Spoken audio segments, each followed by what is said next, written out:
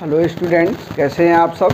एक बार पुनः आप लोगों के सामने कक्षा 9 के एक और वीडियो के साथ उपस्थित हुआ हूँ।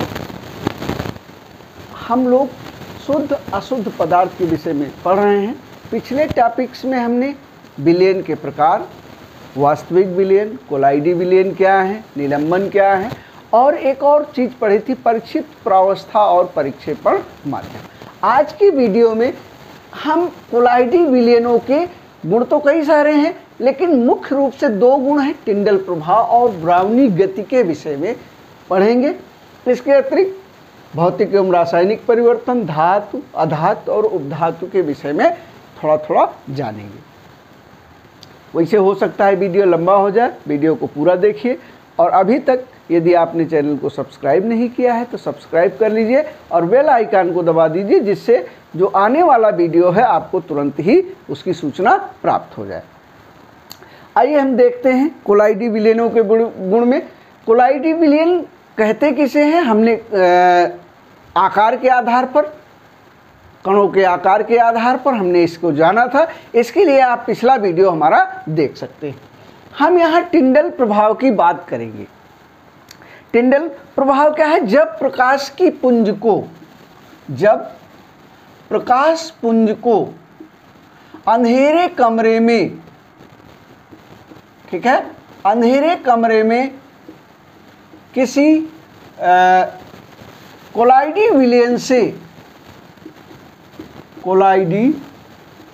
विलयन से होकर गुजारते हैं।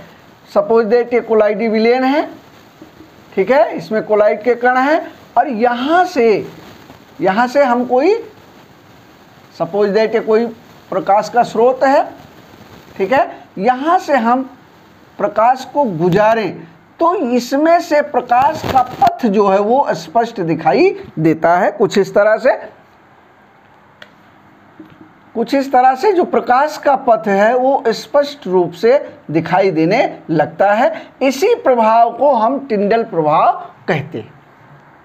यदि हम वास्तविक विलयन से गुजारेंगे तब ये प्रभाव हमको दिखाई नहीं देगा, लेकिन यदि हम किसी कोलाइडी विलयन से इसको गुजारेंगे तो कोलाइडी विलयन के कण जो इसमें परिक्षिप्त हैं वो क्या करते हैं, ये प्रकाश को क्या करते हैं, प्रकीर्णित कर देते हैं, जिसके कारण विलयन के अंदर प्रकाश का पथ स्पष्ट रूप से दिखाई देने लगता है। ये हो गया। इसके अतिरिक्त हम सिनेमा हॉल में प्रोजेक्टर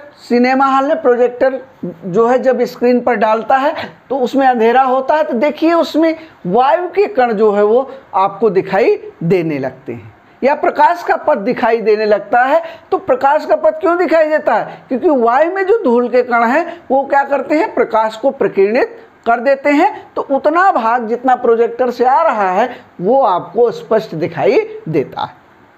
इसी घटना को हम टिंडल प्रभाव कहते हैं।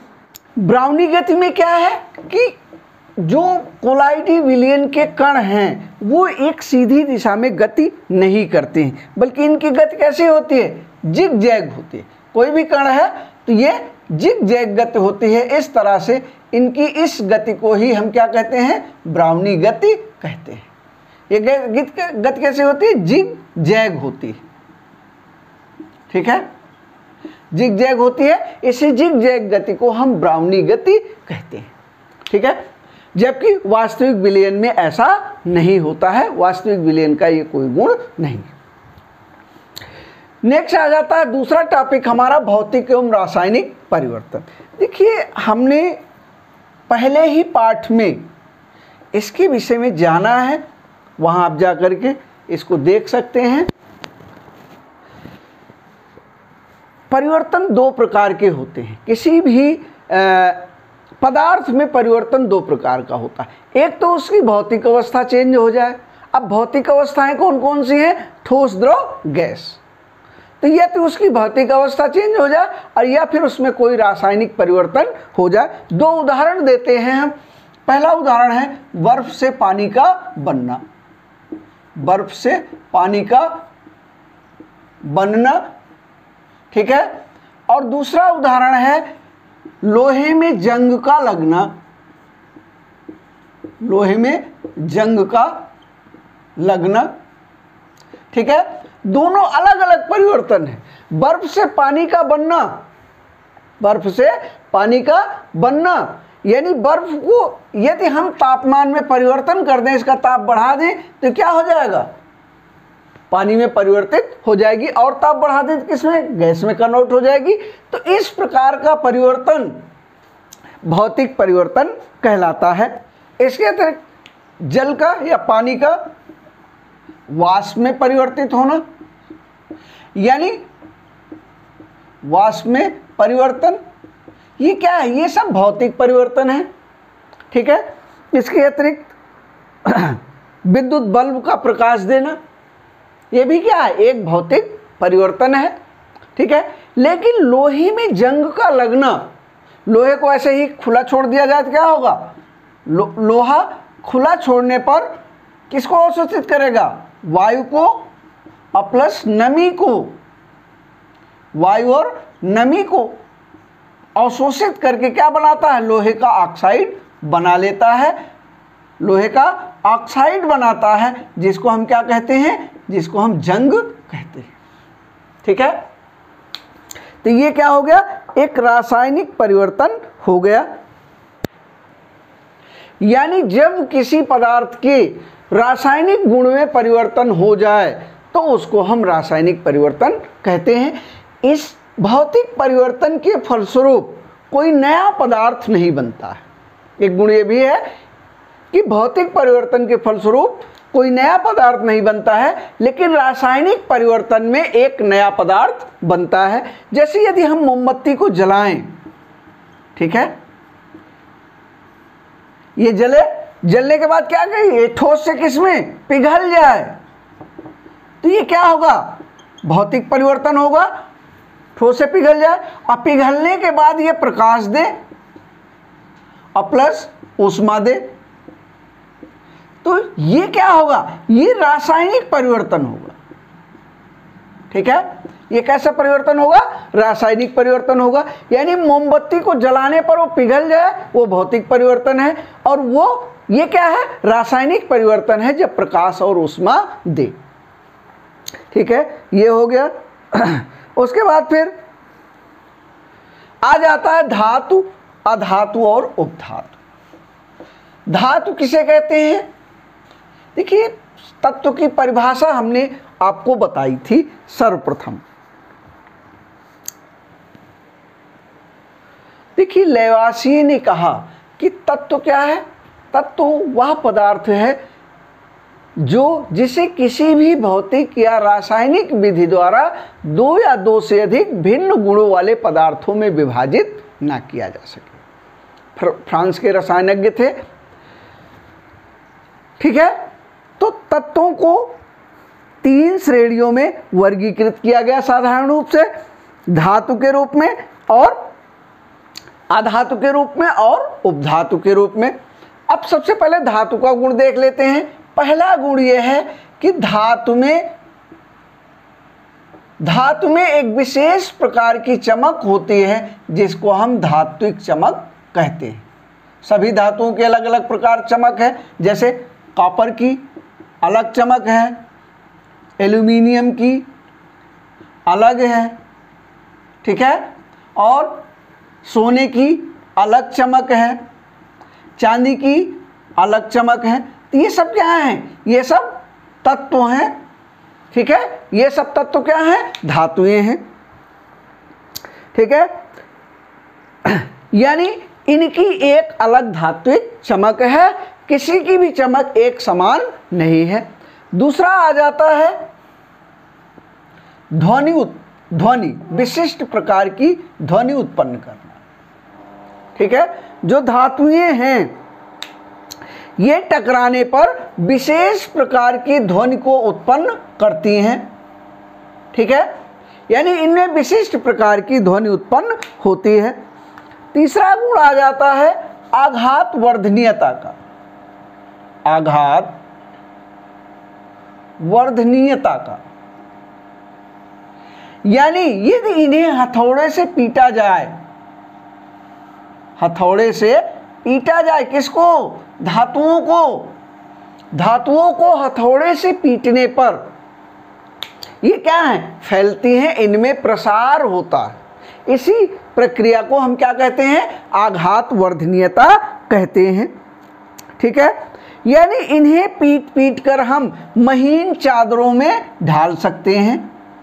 ठीक है, इनके हम महीन चादर बना सकते हैं। जैसे आपने देखा होगा सोने को पीट पीट करके क्या करते हैं, पतली तार बनाई जा सकती है। नेक्स्ट गुण है तन्य होती हैं,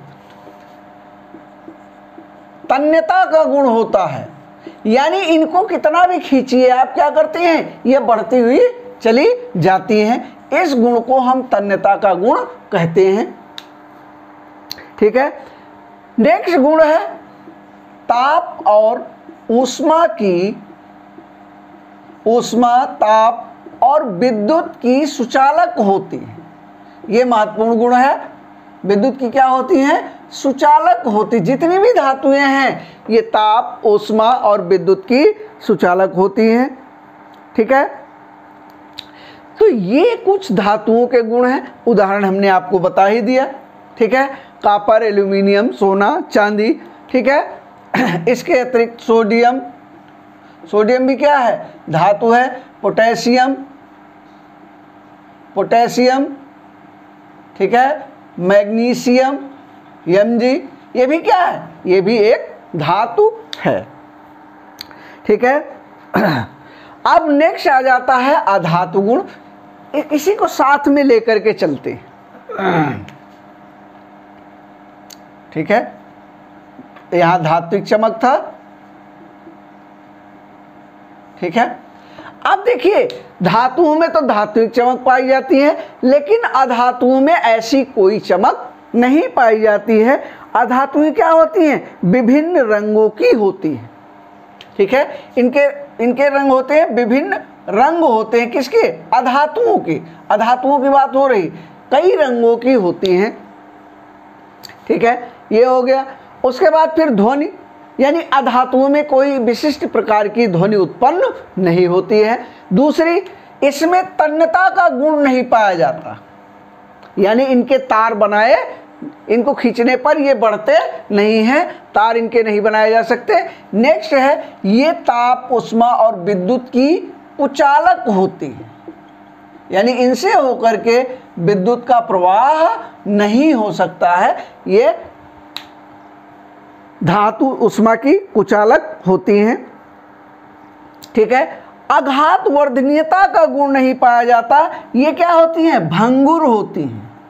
ठीक है, क्या होती हैं, भंगुर होती हैं, यानी इनमें, इनको हथौड़े से पीटने पर ये छोटे छोटे टुकड़ों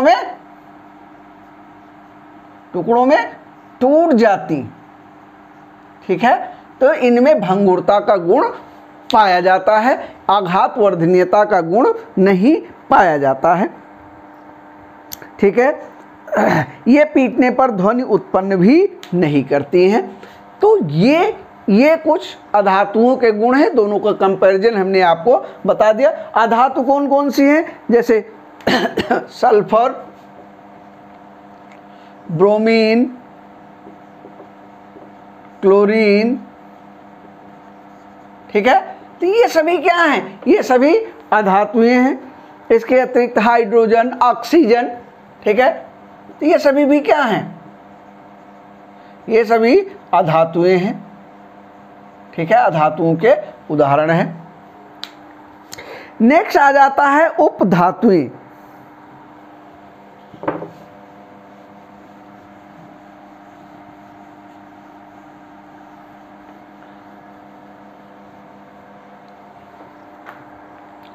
नेक्स्ट है उपधातुएं।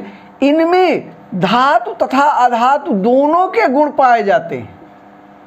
ऐसी धातु, ऐसे तत्वों को हम उपधातु कहते हैं। ठीक है, जो दोनों के गुण दर्शाते हैं। जैसे इसका उदाहरण है सिलिकॉन, जर्मेनियम। ठीक है, सिलिकॉन, जर्मेनियम और बोरान। तो ये जो हैं, ये उपधातुएं हैं, इनमें उपधातुओं के गुण पाए जाते हैं। ठीक है, इसी के साथ आज का ये चैप्टर खत्म हो जाता है शुद्ध और अशुद्ध पदार्थ का। अगले चैप्टर में पुनः आप लोगों से मुलाकात होगी अगले वीडियो में रासायनिक संयोग के नियम के साथ। वीडियो अच्छा लगा हो तो शेयर ज़रूर कीजिएगा। इस वीडियो को ही समाप्त कर रहे हैं। आपका बहुत बहुत धन्यवाद।